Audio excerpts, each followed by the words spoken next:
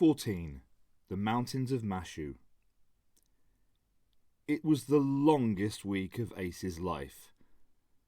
In the doctor's company, she had faced both danger and boredom often enough in the past, but this trip took every ounce of patience she could muster. Gilgamesh was actually quite well behaved, at least for him. He didn't attempt to either seduce or rape her.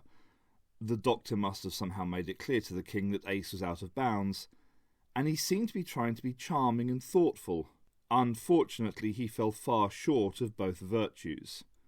His biggest problem, Ace decided, was that he had been brought up to think that he could do no wrong. She had mentioned this to Avram one evening while the king was hunting for supper. The singer seemed surprised at her comment. "Lady, he is the king of Uruk. His mother Ninsun is rumoured to be divine. The people of Uruk believe he is 2/3 god and 1/3 man. How then can he do wrong?" "Give me a break," said Ace disgustedly. "He's got the manners of a pig, an ego the size of a mountain, and a libido that just won't stop." Avram shrugged. "For the last, there are many women who are honoured to have him in bed. I see that you are not one of them, but he is not troubling you now, is he? He is not foolish enough to press his attentions where they are not wanted. There are plenty of arms open to him should he choose them. As to his manners, he is no worse than the others of his court. Perhaps where you are from, Aya, his manners seem strange, but to him they are normal. As to his ego—" He paused. "Lady, what do you know about the king?" "More than I care to." He laughed easily. "Gilgamesh is a hero, lady. His leadership has kept Uruk safe from attack, and he has strengthened it through the years. The merchants prosper, the people are content, and his nobles find their wealth increasing. He is stronger than 4 normal men, and he is unsurpassed when hunting either man or beast. His arrows never miss their mark, nor his axe its target. If he is proud of these deeds, well, ask yourself, does he not have reason to be?" "Well, okay, but can't he keep his ego to himself? He could pretend to be humble occasionally, couldn't he?" Avram laughed. "Would you have Gilgamesh add dishonesty and dissembling to the list of defects you see in him? He is a plain man, and it is a great strength in him." Ace grunted non-committally. "What are you, his agent?" "I do not understand you," the musician said. "Sometimes I don't understand myself, Avram," Ace admitted. "Gilgamesh rubs me up the wrong way, but it's just not that. There's so much you wouldn't understand." Avram shrugged. "At least I have a patient ear," he told her. "If you will feel better, speak on. I cannot promise advice, but at least I could sing a song to lift your spirits later." Unsure herself what she would say, Ace kicked moodily at a stone. "It's not easy for me," she confessed. "I just sometimes wonder what I'm doing with my life. Here I am, like some galactic tourist, following the doctor all over the place, getting beaten up, shot at, attacked, betrayed and worse, and having to put up with loonies like Gilgamesh. And none of it makes sense to me." "Then it can hardly be clear to me," smiled Avram. "But, well, you have a choice, don't you? You could take your leave of the doctor, follow some other path." "Yeah, I could." She tried to convince herself of that, and finally she shook her head. "No, I couldn't. I'm stuck with him for now." He regarded her curiously. "And why is that? Does he have some magical hold over you?" Laughing, Ace said, "You could call it that. You know what he did to me the other day? He robbed me of all my memories. Every one of them. Didn't know who I was, or where, or why. Nothing." "Was he trying to punish you?" Avram struggled to understand this strange event. "Nah, he just made a mistake. Luckily he put me back together again, otherwise I'd be in a right state. But he does things like that, you know, really stupid things. And he doesn't even seem to know he's doing it." The musician frowned. "It seems to me that you live a very uncertain life." "You can say that again." "So why then do you stay with him?" he persisted. Ace dug down into herself and was afraid she had come up with no answers. "Well, it's better than things I used to be. I come from this place that was naff and boring. Life might be dangerous now, but it's never dull with the doctor around. Not like Perivale. You can't imagine how I hated that place. I felt like a prisoner there, as if I was an alien, didn't belong. And you know what I hated the most? Memories flooded back to her. People hated each other. People with white skin hated people with dark skin. Poor people hated the rich. Men wouldn't trust women. Women were afraid of men. And there I was, a girl, poor, and thick too, they said. Mixing with the wrong sort. I couldn't bring myself to hate anyone, really, except the people who hated other people. And that was just about everybody. What kind of life could I have? But the doctor, well, he's got his faults, but there's not an ounce of prejudice in him. In fact, it's the other way round. He's ready to take up the flag and fight for anyone's rights, she grinned. Even gave some of his own people bloody noses when they tried to stop him. He cares about people, but in a funny sort of way.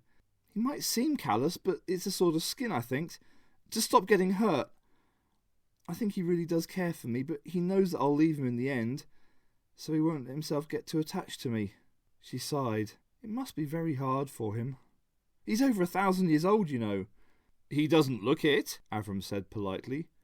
Well, when he gets a bit worn out, he he changes. He told me he's done it 6 times so far.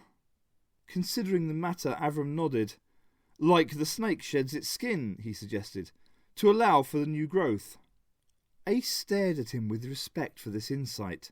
Yeah, I bet that's one reason he regenerates. It must be hard being fresh and decisive for 1,000 years without getting tired. At that moment, Gilgamesh arrived back in the camp, the carcass of an antelope slung across his shoulders. He roared, Who wants the liver? A delicacy for our footsore goddess. Yuck, was what Ace thought, but she found herself saying, Not for me, thanks. More for me, he grinned, and Ace smiled back. Think, Doctor, think. Fingers pressed to his temples. The doctor tried to apply all of the techniques that his old mentor Kanpo had taught him. Lose the self, free the mind to its potentials. But it was no good. He was too tense, too worried. He uncurled from the lotus position and instead stretched out flat on the stone floor. The trouble with his mind, he decided, was that it was too cluttered. Despite the clearing out of his memories the other day, there was still too much general nonsense left, and much that was important was either buried too deeply or else had been lost over the years, including the reasons he had recorded the warning to himself. He knew the background to the warning. It had been at the time the Sontarans and their gullible henchmen the Vardans had managed to invade Gallifrey. He had been in his 4th body at the time. He had been forced to enter the Matrix to find out what was going on, but he'd managed to find out a bit too much, and the Matrix had unravelled his memories. In fact, he remembered none of this directly. The Matrix had very effectively wiped clean those portions of his mind. No, it was all pieced together from other places. K9's memory banks, that last tea he had taken on Gallifrey with his old companion Leela, and that silly husband of hers back... how long? Well, no matter. Maybe the Timewyrm warning was a mistake, the product of his addled brain, freshly scoured by the Matrix. Ishtar was the problem now, and more than enough to be going on with. He'd managed to stave off Ace's doubts and get her out of the firing line for now. She was obstinately loyal, and this plan of his could turn out to be very dangerous. Maybe he was overreacting, but his recent memory scans had brought back to him many painful events. Katarina killing herself to save a universe she didn't even comprehend. Sara Kingdom dying to defeat the Daleks. Adric perishing in a fireball over prehistoric Earth to stop the Cybermen from destroying the human race. And on top of that, a chilling image of Ace, her brain being sucked dry by a snake-like creature. A memory of the future, or just his overactive imagination. He couldn't take any more chances with Ace. She was in danger from Ishtar. She had to be kept away while he tackled Ishtar himself. He was abruptly aware that he was no longer alone. Opening his eyes, he stared up at the bemused face of Engula. "Hello," he smiled, sitting upright. "I am not disturbing you?" she asked, worried. "Oh, not at all," he fibbed, getting to his feet. "Just doing a little thinking. I like to keep my mind in shape." "Did you want something?" The young girl seemed very unsure of herself. The doctor let her take her time, and finally she blurted out, "What is to become of me?" "I beg your pardon?" "I do not know if you are truly Ea, god of wisdom," the priestess sighed, "but you do speak with understanding. Can you tell me what will happen to me?" "What will be," he replied, then rubbed his chin. "That reminds me of a song, but I can't quite place it. Oh well. Perhaps you could explain a little more clearly what it is you want to know." "Doctor, all I ever knew was my calling as a priestess of Ishtar," Engula said. "I was happy, and I like to think that I was a good priestess." "Despite lying down on the job, eh?" he joked. "Do go on." "But when this false Ishtar came, everything changed for me. I began to hate the temple and everything connected with it. Now I have cast my lot to fight this demon, but I have betrayed my calling and I have destroyed my life. What is to become of me?" The doctor raised her chin and stared into her dispirited eyes. "Listen to me," he said quietly but with authority. "You have done what you knew was right. You have taken a stand against evil. Whatever you have done, it is with pure motives. I promise you that when Ishtar is defeated, you will be happy once again." Engula swallowed and nodded. He could see the hope flooding back into her. "Thank you," she said, accepting his words implicitly. "And if not happy," he thought, "at least you will have been yourself." "Meanwhile," he said hastily, not wanting to think about the promise he had given, "you may be able to help us further. I need to have a quick peep in Kish to find out what's happening there. Do you know of anyone who might help us, or somewhere we could hide?" She nodded, eager to be of assistance. "The Princess Ninani also hates and fights against the false goddess. She will shelter you and will offer you aid in your fight." "Capital!" He rubbed his hands together. "Well, let's find Enkidu and be off, shall we?" She stared at him, puzzled. "But are you not going to await the return of Aya?" No, I don't think so," he said. "She's pretty busy, I imagine. Anyway, she'll find her way to me. She always does. I just want a little look into Ishtar's sanctuary without worrying about it getting blown up about my ears." He put an arm about her shoulders, leading her from the room. "Between you, me and the lamppost, Ace does have a tendency to blow things up first and ask questions later." "What's a lamppost?" "Ask me later." Shading her eyes against the glare of the sun, Ace followed the line of Avram's arm. "There," he explained. "That's the only pathway into the heart of the mountains of Mashu. It is where the Zuk-equipped stand their guard. We should be there in the morning." After the vast expanse of the flat plain, Ace was glad to see something that stood taller than a molehill.